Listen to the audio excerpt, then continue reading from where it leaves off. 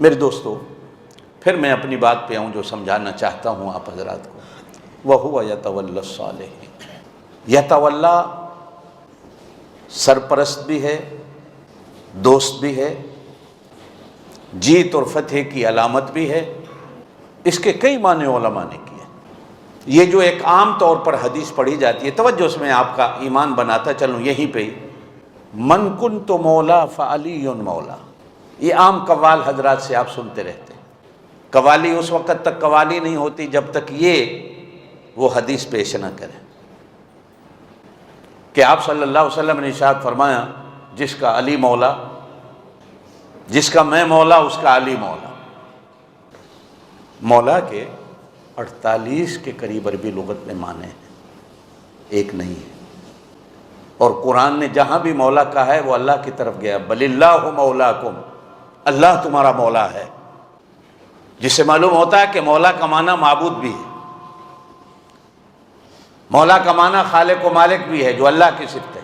جنگ احد میں جب 70 کے قریب مسلمان شہید ہوئے اور جناب نبی کریم علیہ الصلوۃ والسلام بھی زخمی ہوئے، اور میدان جہاد میں یہ افواہ اڑ گئی، اللہ نہ کرے کہ حضور صلی اللہ علیہ وسلم کو بھی شہید کر دیا گیا۔ مسلمان سراسیمگی کی حالت میں میدان سے بھاگتے ہیں کہ اب لڑ کے مر کے کرنا کیا ہے۔ کسی نے کہا اب جی کے کیا کرنا ہے، کسی نے سوچا اب لڑ کے کیا کرنا ہے جب اللہ کے نبی نہیں ہے۔ تو ابو سفیان نے، جو اس وقت ایک ایمان نہیں لائے تھے، بڑا زور سے نعرہ لگایا، بڑا زور سے نعرہ لگایا کہ آج ہمارا لات و منات اور حبل اعلیٰ ہو گیا، وہ جیت گئے۔ تو حضور صلی اللہ علیہ وسلم نے حضرت عمر سے کہا کہ بدلے میں تم نعرہ لگاؤ کہ اللہ مولانا ولا مولا لکم، اللہ ہمارا مولا ہے، اللہ ہمارا خدا ہے، اللہ ہمارا معبود ہے، تمہارے پاس کیا ہے؟ کچھ بھی نہیں ہے۔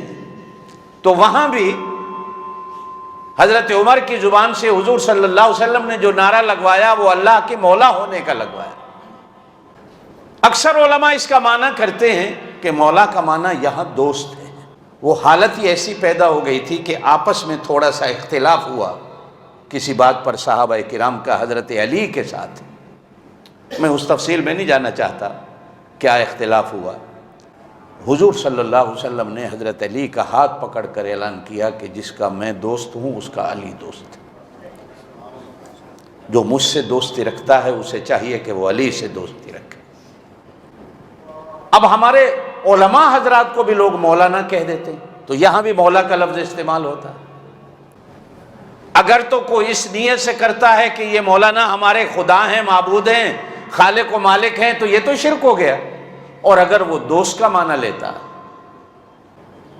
یا مولا کا معنی سردار بھی ہے، اللہم صلی علی سیدنا و مولانا محمد وعلی آل سیدنا و مولانا محمد وبارک وسلم۔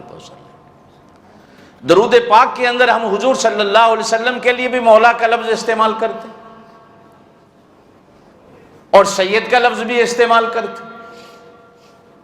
تو سید کا معنی بھی سردار ہوتا ہے، بڑا ہوتا ہے، اور مولا کا معنی بھی سردار ہوتا ہے۔ اگر تو کوئی اس معنی سے مولا کہتا ہے تو جی بسم اللہ، اور اگر کوئی مولا خالق و مالک اور معبود و الہ ہونے کے معنی میں استعمال کرتا ہے تو یہ کفر اور شرک بن جاتا ہے کہ آدمی حضرت علی کو خدا مان رہا ہو۔